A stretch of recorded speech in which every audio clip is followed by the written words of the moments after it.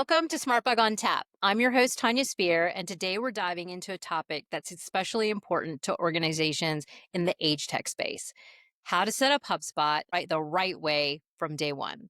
From parent-child company relationships and data hygiene to managing multiple buyer personas across locations, there's a lot to think about before you start hitting publish on forms and workflows. So I'm joined today by SmartBug's Director of HubSpot Strategy, John Suarez. John is a certified HubSpot expert with over a decade of experience helping companies get the most out of their tech stack. Before joining SmartBug, John led marketing operations at several high-growth SaaS companies and worked directly at HubSpot, where he guided onboarding for hundreds and hundreds of customers. John's background spans strategy, CRM architecture, and RevOps, making him the perfect person to talk about how to lay the right HubSpot foundation for complex organizations and those in the HTech space. So let's get into it. And John, before we get into the thick of it, can you share a little bit about your background and how you started helping those organizations at HubSpot to get the most out of the platform? Yes. Hi. Thanks, Tanya. So, at my current role, being director of HubSpot Strategy, I lead a team of HubSpot experts who are managing our clients and getting them onboarded, implemented, migrated, and set up inside of HubSpot to increase operational efficiency, have a through line from new contacts and leads coming in to ultimately seeing that revenue from those leads and just making their HubSpot instance work well for their operations, whether that is a SaaS company, a B2C company. HubSpot, I think, has a lot of flexibility in providing operational efficiency no matter what your business type is.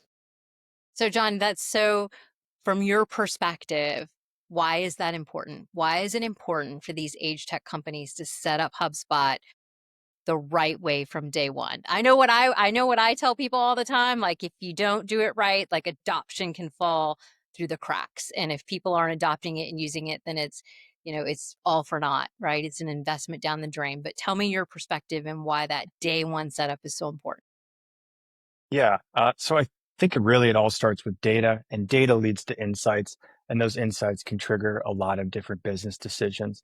First and foremost, setting up your HubSpot instance, or really any CRM for that matter, correctly from the beginning involves creating a process diagram of all of your different operations, how data comes into your CRM, how data is manipulated or modified in that CRM, what it's used for, and then if it leaves the CRM, what it's used for there and how it exits. So with creating a brand new or getting set up on a new CRM or HubSpot from the beginning, if you are doing that correctly from the jump, then your automations will work correctly, which means your communication strategy will be sent to the right leads and the right contacts. It means that your reporting will be full circle in that you can see whenever somebody is coming into the system, how they got there, and if they are converted to revenue, ultimately what brought them there. You can see different adoption and usage rates. It's really about just having good data in the CRM. And if you're not setting it up correctly from the beginning, then you're already starting a few steps behind, and you could be working with incorrect data, or you could be sending different communications to the wrong people, or ultimately you could be making business decisions based on data that is incorrect. So I'm going to put you on the spot and ask you, John, have you had a client and we of course don't want to mention any names, but a situation where somebody didn't do it right or was sending information to the wrong people? Like, how did it impact their business? How did it happen? What could they have done differently? I mean, it happens more frequently than you would probably think. It is somebody starts by setting up their HubSpot instance and they don't paint the full picture, or at least map out everything they want their CRM to do. And what happens is they start putting together these piecemeal processes. And then when they look back at the whole thing, different automations, different processes aren't talking to each other. So for instance, a couple of weeks ago, we had somebody come to us and say, hey, I need help kind of reconfiguring my whole HubSpot instance, because they were having multiple marketing emails being sent not only to the same prospects, but they were being sent to their customers because they didn't have their CRM set up correctly, which meant that segmentation was broken, which then funneled into communications being sent to the wrong people, which ultimately raised a lot of question marks in the eyes of their customers. their CRM and communication strategy isn't working correctly, what does that mean for their software? Absolutely. And one of the things that we've talked about, particularly in previous episodes as we focus on age tech, is how sensitive this buyer is to trust and building trust with a brand. And a simple mistake like that can completely break down trust. Like, hey, I'm your customer already, and you don't know that I'm your customer, and you're sending me this communication, and it kind of, it leaves people with doubt. And that's definitely something that's a higher sensitivity for this market than others. Another thing that I know that you've focused on, and where I think like CRM setup is so important, is when you think about the data and the analytics, where people can go through a great setup and say things are moving through the pipeline just the way they want to, but maybe it wasn't set up to report on every single stage that they wanted to. And then when you start to say like, "Hey, why can't I have visibility into this in my reporting?" And you realize, well, we left out a step, or we left out a mandatory field for moving, one opportunity to the next stage, and now we can't report on this. So, do you recommend thinking through at stage 1 what you want to report on, what needs to be visible, whether it's to your leadership team, or if you've got third-party funding from investment partners, what they need to see reporting on? Do you recommend that people think about that first? Absolutely. So whenever a client comes to us, we have a set of discovery questions that we ask them, which kind of get to the heart of what you're asking. We ask them, what data do they need to make business decisions, which is typically manifested in the form of a report inside of HubSpot or elsewhere. And beyond that, we also ask about the sales, the marketing, the customer service processes, because all of those are linked together and they all need to be talking to one another. And a tool like HubSpot allows you to put all three of those operations inside of HubSpot, have the automations all synced and working well together. And then at the end of that entire funnel, all of the data is flowing correctly into your reports so that your leadership team, you, or whoever is looking at the data can make intelligent data backed business decisions. So those are all questions that need to be answered up front, whether you're doing it yourself or hiring somebody to implement your HubSpot instance. Great advice. Now, let's get a little bit more into the specifics, and one of the nuances that we see, particularly with age tech, and kind of marrying our experience as an agency with what we've done both in senior living and also in our B2B SaaS companies. But what's unique to this age tech audience is that a lot of times they operate in ways where they need to track or manage a parent child type relationship, because they could have someone coming in that is the senior themselves shopping, particularly for older adults that are are seniors, right? Like, if I think that the people that are in their early 50s, there are freshman seniors, so they may be perfectly capable of doing the shopping themselves. But as some of those, as you graduate in those older audiences, you may have a child, an adult child, that is helping you shop in this process.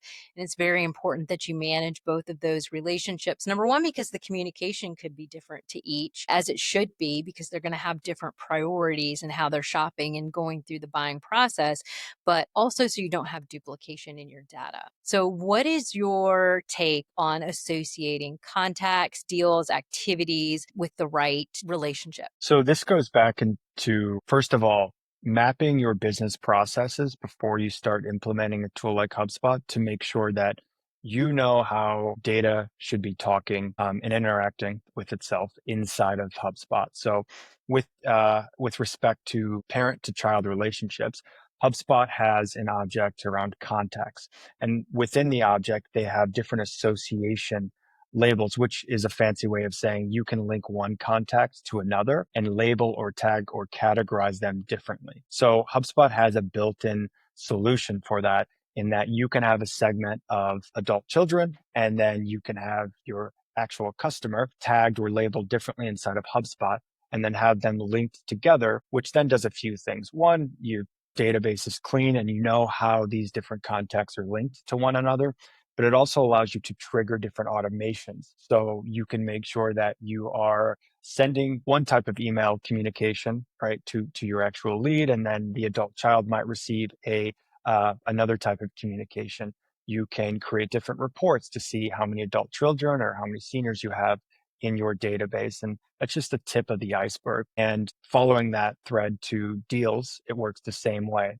So you can have a deal associated to many different contacts. So you can have a deal associated to that kind of senior contact and the adult child. And then from that, you can pull all of the data, all of the activity, if you will, from both contact records into the deal so that a salesperson can see that, okay, we talked with Mary at 2 weeks ago, and we talked with her son last week, and this is what we said. And that just allows you to, first of all, understand what was said and what was communicated all in one central location.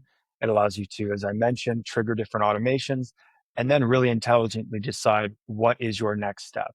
And that's just that, kind of a really in the weeds flow view. And then from there, if you zoom out, of course, you can create different automations, different reporting, different processes based on the bigger picture. And so let me add a third component to that. Also unique to this audience is that you could have referrals from physicians or someone in a care network. How can you add that layer to it just from a tracking standpoint? Another good question. So HubSpot has standard objects that just come out of the box. You get a HubSpot subscription and you have these standard objects, which are things like contact and deal and company. For more unique, circumstances or situations where you need to report on something like referrals, there's a few different ways you can do that. But HubSpot allows for you to create custom objects to be able to track and report on different processes that may not necessarily be out of the box within HubSpot. And things like custom objects are very easy to set up. You just basically create your own little object, and within that, a grouping of properties. For instance, if you're having physicians refer, you could name the custom object physicians or referrals. And then within that, any data you need to track under that physician record, you can track as its own individual property. And then following this to the associations or linking different objects, you could associate that physician to multiple contacts, to multiple deals. So if you have some sort of commission program, you can make sure that that is tracked. Or if you just want to understand which physicians are referring you the most business, whether it's new deals being created, whether it's contacts, whether it's closed revenue, that is all possible in a CRM like HubSpot. Got it. And if people need to operate, let's say they're operating, and I'm thinking about maybe our physical therapy or orthopedic partners, right, that are operating across multiple locations or maybe in a franchise type model. Is HubSpot conducive for that? Is that the right platform for them? Yeah, so it depends is the short answer, right? So if you have multiple locations, it depends on how you want to manage or what data you want to see at each of those locations. So HubSpot has a feature called business units, which basically create independent HubSpot instances and CRMs for each business unit, and it can create tailored account settings around branding, around messaging, around the different assets like website pages and emails. So those can live in distinct portals. And that might work for you if those things are required and you need to isolate the different business locations into specific buckets. Or you could create a custom object or custom property that then distinguishes your contact and deal records based on the location. So it depends on what you're looking for, the depth of information that you need, and importantly, the amount of siloability that you need to have or segmentation you need to have between your different business units or your different locations and the data that lives in them. So just to, for my understanding, and fully correct me if I'm wrong, but for our novices out there, like some of the things that I've seen, just to kind of explain it simply is that if your brand can carry across all entities and all locations, it's less important that you have business units. But maybe where business units become important is if that, they carry maybe a different name or a different logo and the data needs to be siloed because maybe there's different investment partners in some locations, but not others, and it has to be truly segmented and less shared across the portal. Is that a fair statement? I think that's fair. Your checklist is yes. Are branding elements the same or different? And does data need to be siloed or restricted in some way between different business units? Excellent. Any other pitfalls, John, that we should know about before we move on to the next segment here, which is going to be about clean data? Yeah, and this is probably a good segue into clean data, but you started by asking how or why should somebody set up their CRM correctly to start, and that's really where it begins and ends. Because if you're creating your or configuring your CRM instance for the first time and you're not documenting your processes, you're not talking with different stakeholders to understand how data should flow from one step to the next, then you're basically setting yourself up for failure. So just making sure that before you actually set anything up, you understand what you're trying to get out of the system, both in terms of data and reporting, as well as automation throughout the customer lifecycle. Fantastic. And so when it comes to starting with, a lot of times scotch in, scotch out, right? So what are the tips for keeping HubSpot clean, especially when you're working with maybe multiple teams? They may have different ways of seeing how data should be managed or where they're even pulling it from. Some could be bringing in stuff from Excel spreadsheets. Others could have handwritten notes that they're manually entering. It can be a plethora of places. So what are some best practices there for starting off right and keeping it clean? We've seen all that. Spreadsheets, handwritten notes, everything. Just an email inbox. My information lives somewhere in there. So I think for keeping data clean, I've mentioned this a few times now, but that process diagram should actually be a visual diagram that you and different stakeholders can look at and understand how HubSpot or your CRM is working for you. And if you make any changes, that diagram should be updated and it should reflect what is current or perhaps what changes you are about to make. And in doing that, you understand that, okay, if I'm going to make this change here, how does that impact the different automations that I've already created? Because so many times I see somebody create that diagram and then forget it. And people can come and go from companies, or they just don't really ever look at it. And then through that, they create a new process and they forget that, oh, yeah, in creating that new custom object or updating that property or creating that segmentation list, it might trigger some sort of other automation. And unknowingly, they might be triggering something, whether it's an internal or external communication or property updates. So just making sure that you're knowing what you're changing and also looking for existing solutions. So if there is an existing place to house the data inside your CRM, then you don't need to create another property. If you can house all of your different data for contacts inside the standard contact object, do that instead of creating a custom object. So simplicity is best, and then trying to build from there. And then I think the most, or one of the other most important things is probably creating different internal alerts for yourself and your team whenever data falls out of place, if you will. So whenever something is not updated accurately, whenever a huge batch of contacts is updated, which might be, kind of out of the norm, so you can create in a tool like HubSpot different internal notifications to trigger to send to you or your team whenever certain events happen for you to understand that, okay, some sort of abnormal event happened. I need to look at it and make sure nothing big changed. And then from there, just kind of doing your due diligence into the system. And if you unknowingly made a change, the good thing about a tool like HubSpot is you can revert. If you update a huge swath of contacts, you can revert to a previous version. So there are some course correction tools at your disposal with things like HubSpot. And I think too, it's important to note that you can over engineer it too. So be cautious of over engineering because one of the words that you said that is so foundational is simplicity and keeping it simple. And a lot of times when you have a lot of stakeholders who have an opinion and a passion about what their team needs and the information that's needed, I've seen systems get over engineered to the point that they're no longer simple. And that's difficult and challenging for the team that's using it to use it.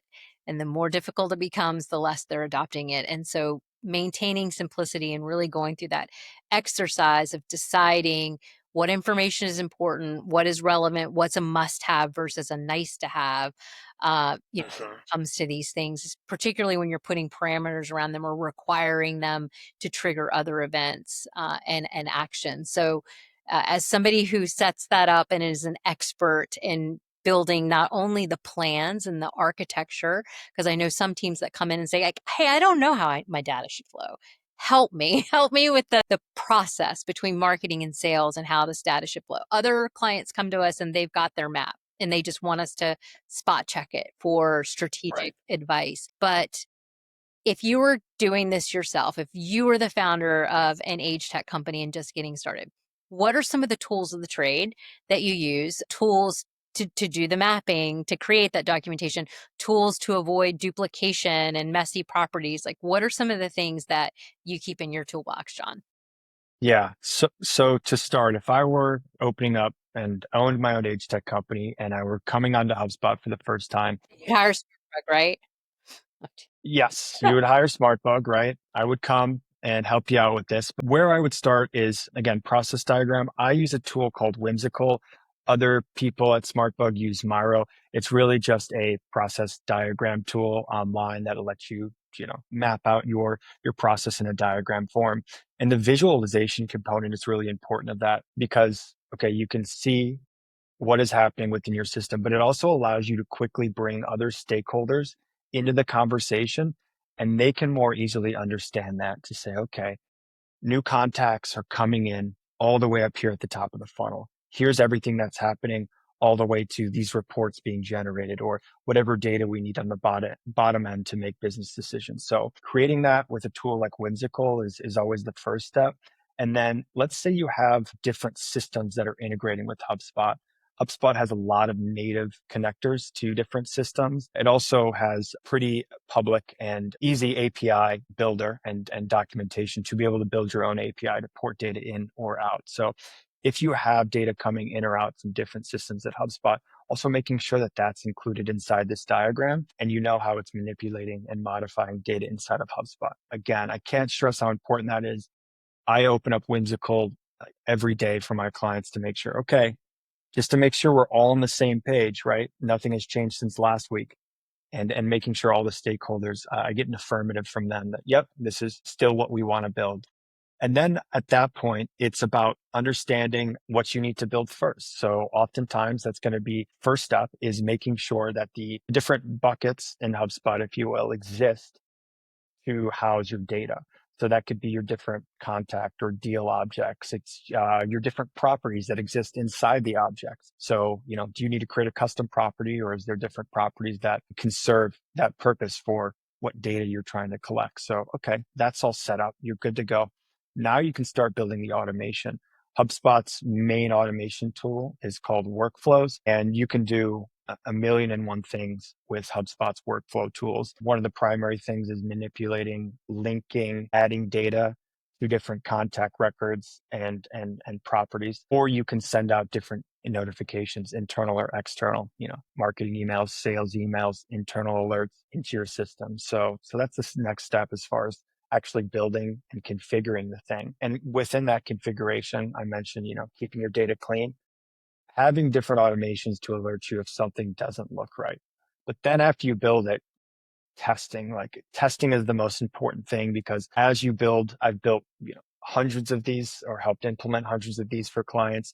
And there's almost always, because each situation is unique, there's almost always either a situation that changes, that's most common after they see how data goes through, or maybe something got missed in the process if it's a really complex setup. But I think just testing and actually going through the motion of, okay, I'm a new contact that gets added through this form and then gets sent marketing emails, then gets pushed to sales and then gets a deal attached and then might have another contact associated with it for like an adult child. And then that deal is closed. Okay. Along the way, are the right automations working? Are the right people getting alerted? And then are the right reports also getting populated with the most accurate data? And earlier in the call, you mentioned that, you know, at the end of the day, somebody might see a report and say, actually, I want more data in here. And that's probably the most common thing I see in the QA and the testing phase is, oh, wait, can actually we report on this? Well, yes, we can. And it's best to set it up now before everything goes live to make sure that, it's there historically for you. Data is definitely addictive, that's for sure. Once you start seeing, It is. like where you have gaps or, where you can't see or don't have visibility, and then you start unwiring that. Well, how do I figure that out? Right? Like, how do I plug that hole? And if you don't have it tracking along the way, then you're left without those insights. The one thing, Yeah. And one thing, sorry, just to add on the reporting piece too, is if you are adding different data to be collected and reported on, always know what question you're answering with the report and make sure it's a business decision related question. Because I've seen a lot of times that this is over engineered. You are creating different data in the system that you're actually not even looking at. It's just more of, this is interesting to me, right? You're not making decisions based on it. So just making sure that you're not overcomplicating or creating too many reports that don't actually impact any business decisions that you might be making. that's a great point. If you highlight anything in this whole segment, pin that one comment, like, why, what problem are you solving, what is the business case for this? Because you're exactly right, that is exactly how systems get over engineered so many times. One quick question I want to ask before we move on to the structuring it for personas and things like that is, as you're bringing data in, what are you using for duplication to reduce duplicates in your contact records, just to make sure that you're starting off with a clean set of information? Yeah. So HubSpot has some native deduplication features already built in, and they exist at the object record. So I'm talking like contacts and companies. So with specific contacts, they duplicate, HubSpot deduplicates based off of the email. So no two emails can exist in separate records, right? A single contact record can have multiple emails if they have a work and a personal, for instance, but johndoe@gmail.com can only live inside of one contact record. So that's the deduplication field automatically. And then with companies, if you are reporting on companies inside of HubSpot, the deduplication field is going to be your domain. So acmecorp.com, right? There can only be one company with that domain. Now, I will say there, you are able to turn that off. So HubSpot does let you customize that, but it is very rare that I would ever recommend that. But the reason I mention it is just because while HubSpot does have these native functions built in to deduplicate, it also allows you to make the tool your own if there is a really specific situation or need to turn some of this native functionality off. Wouldn't recommend that for, 99% of the people though. So for the records, that's how they deduplicate. And then there's also, if you find that, you have this came up earlier today for a client. They had, for instance, janedoe@gmail.com. And then that same person had typed in their email, janedoe@gmail.co. So they missed the N on one of their form submissions. So you can create workflows that will automatically merge the two. You can create lists that identify those, and then you can manually merge the two, or you can kind of mass merge through like a one-time deduplication push. So there's a few different tools inside of HubSpot that allow you to deduplicate. Now that's at the contact level. You can create the same flow for company records as well. Now, one misconception here, you said native, and a lot of people will ask me oftentimes, well, do I need Ops Hub? So is that native in HubSpot, or where and when do you recommend bringing in an addition like Ops Hub? So Ops Hub, for those that don't know, is just another product or another SKU for HubSpot that attaches on to the rest of the suite, right? And Ops Hub is the tool instead of HubSpot to be able to create more advanced or complex data manipulation. It's a tool that allows you to work with your data in ways that might be non-standard. And the way that it does that is you can create basically a custom coded workflow that allows you to reformat different strings or different data. For instance, reformatting URLs to BW instead of no www, or to identify potential duplicates from the example I mentioned earlier. So my opinion of Ops Hub is it's very powerful. I would say for most companies that are just starting off on HubSpot, the go, no go decision on Ops Hub depends on the size of your database. So if you have tens of thousands, and certainly if you have hundreds of thousands of contacts, you probably want to explore Ops Hub and its features to make sure you keep your data clean. If you're starting out with like a couple thousand, it might be worth it to trial it and see how you like it, but it may not be necessary for you. It all just depends on, again, your contact size and how you're trying to use or manipulate the data inside your CRM.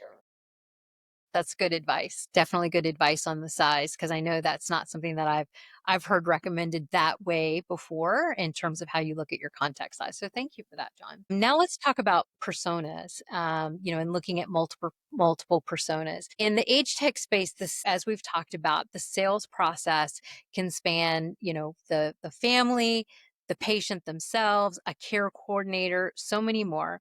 So, how would you set up your HubSpot to support these distinct personas? So the first tool I would use, or the first system I guess I would use inside of HubSpot, is their persona properties. So you can create, there's a built-in feature inside of HubSpot to allow you to segment your contact database based off personas. And that tool not only gives you a persona name, it can give you like the identity, the background of that persona, what their title might be, adult child versus parent. And there's a lot of ways to make it your own and make it work for your processes. So personas, HubSpot's already solved that with that persona property. And then that allows you to segment. And then if you needed more information for whatever reason, I think the persona property is already pretty built out. But if you wanted just more firmographic, demographic information about that contact record, you can always create custom properties that allow you to further segment or analyze or understand different data points about your personas or your ICPs. And then that can then allow you to tailor your communications using like smart emails to send this email to this persona segment and this email to that persona segment.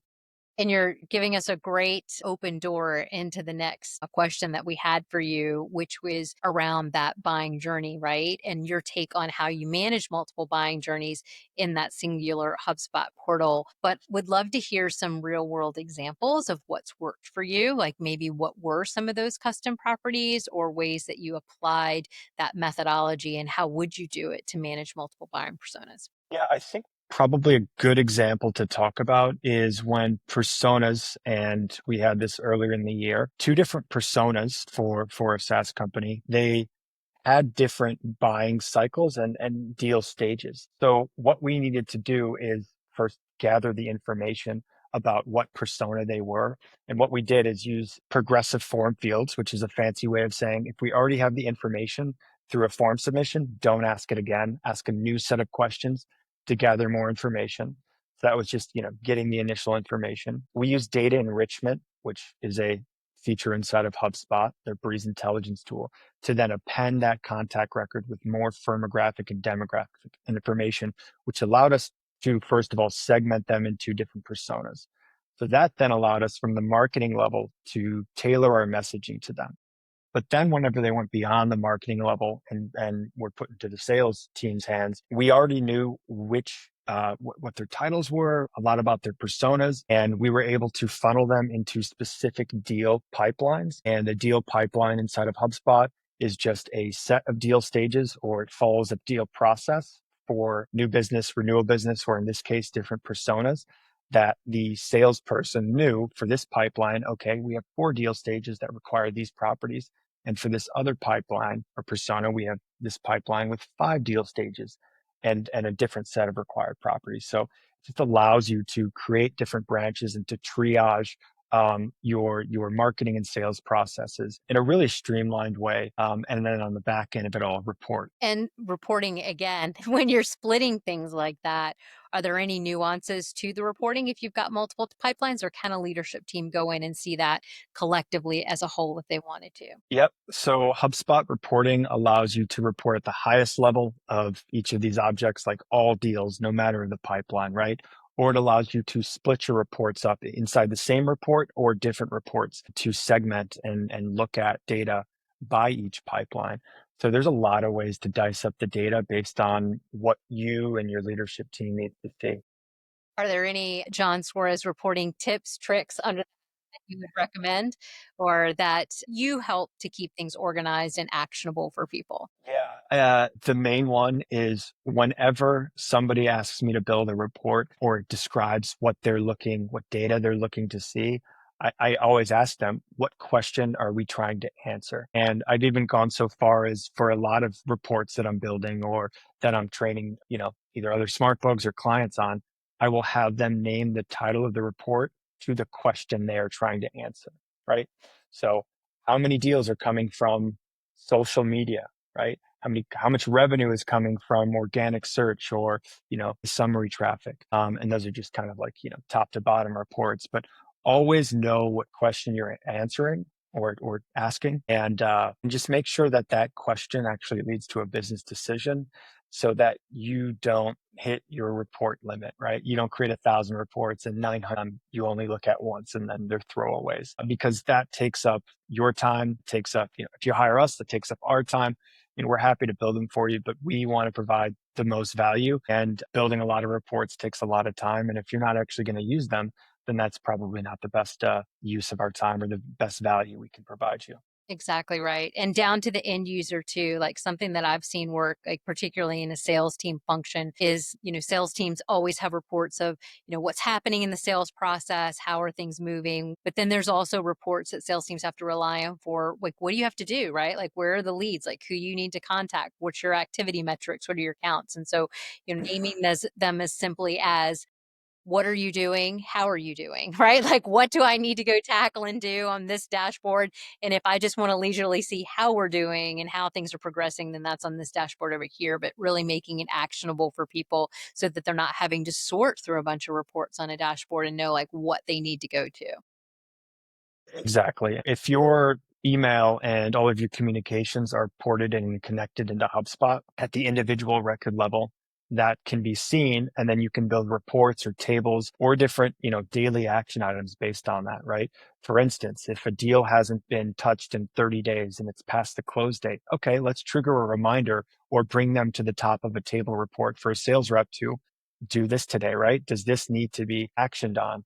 Or you can create a report that surfaces the hottest contacts by lead score or contacts that have opened 3 or more sales emails, right? It just allows you reports and other tools inside of HubSpot, the ability to surface where is, from a sales perspective or other teams, right? Where is my time best used at this particular time in this particular moment? So making the most of time. If someone, I'm sure there's plenty of people listening that are just at the beginning stage, right? Like getting ready to set up HubSpot and at the early stages. But for those that have maybe set things up and they don't feel like it's optimized, like where's the best place to start with fixing it? I might be sounding like a broken record here, but mapping out your process is so okay. Understanding 2 things. This is whenever somebody comes to me with a not new system, right? They already have their configuration in HubSpot set up. I ask them to walk me through what their current process is. Or if they don't know, I've done a lot of audits where I'm actually going through the entire system and mapping all of that out for them. But let's say, however we get there, we get an understanding of the current processes. And then we go through, okay, what do we need to change to get to future state, to get to our desired process map? And that's just an exercise in a lot of conversations, a lot of questions. If you're doing it internally, make sure you are involving the right stakeholders for each department, marketing, sales, CS. Make sure you're all on the same page about the impact and the implications of your changes. So it's just figuring out where you are today and where you need to go, and then bridging the gap through conversation and involving the right people. And then once you have that, it becomes pretty clear if you've had the conversations correctly of what you need to change. Okay. These grouping of workflows or automations need to be turned off. Okay. We need new segmentations, lists, or reports. So we need new data to come into HubSpot. Just stick to a process, involve the people you need to make sure that nobody's blindsided after everything has changed. And then after you make the changes, make sure that anything new in the future is documented. So you're not in the same situation again in 3, 6, 12 months. Right. So that said, and being our resident expert and having seen both sides of the world, both B2B and on the senior living side, do you have one favorite for our age tech people? Do you have one favorite feature, one super quick win, or one go-to that you would say, if it were me, hands down, do this? Like, what is the one thing that is your favorite recommendation. There's You're so getting much good creative. stuff inside of it. Yeah, you're really putting me on the spot here. So I think that association labels, it sounds, this is the link that I was talking about earlier, to associate contacts to companies and contacts to contacts and be able to say this is an adult child or this is a parent, or these contacts are attached to this deal.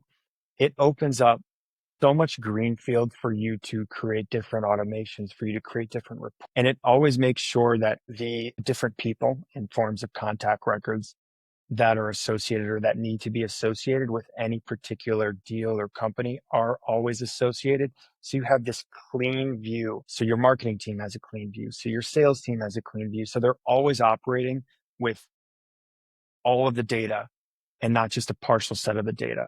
Because if those association labels, those links allow you to connect Mary and Jane to each other so that someone's not only messaging Mary and someone's only messaging Jane, and you might be telling them different things. It just creates a much more cohesive and fluid customer experience, which only helps your bottom line at the end of the day. I mean, there's just so many efficiencies and positive impacts that come from making sure that your different records are linked together as they should be, especially in age tech for sales processes where you have multiple people involved, adult children, parents, so on and so forth. Well, that's a perfect way to bring us to a close, John. That's a wrap on this episode of SmartBug on Tap. Huge thanks to you for joining me today and sharing such actionable insights into what makes that HubSpot setup a success, especially whether in this ever-changing age tech world. So if you're managing different buyer types or just trying to keep your HubSpot portal from turning into a data swamp, just don't hesitate to reach out to SmartBug. Whether it's John or one of our other experts, we're always here to help you scale smarter. You can reach us at smartbugmedia.com or email us directly. Our contact info is in the description. We're always happy to help answer questions or point you in the right direction. And if you found today's episode helpful, go ahead and subscribe to the show so you don't miss future episodes that are packed with practical tips and HubSpot know-how. Thanks again for listening, and we'll catch you next time.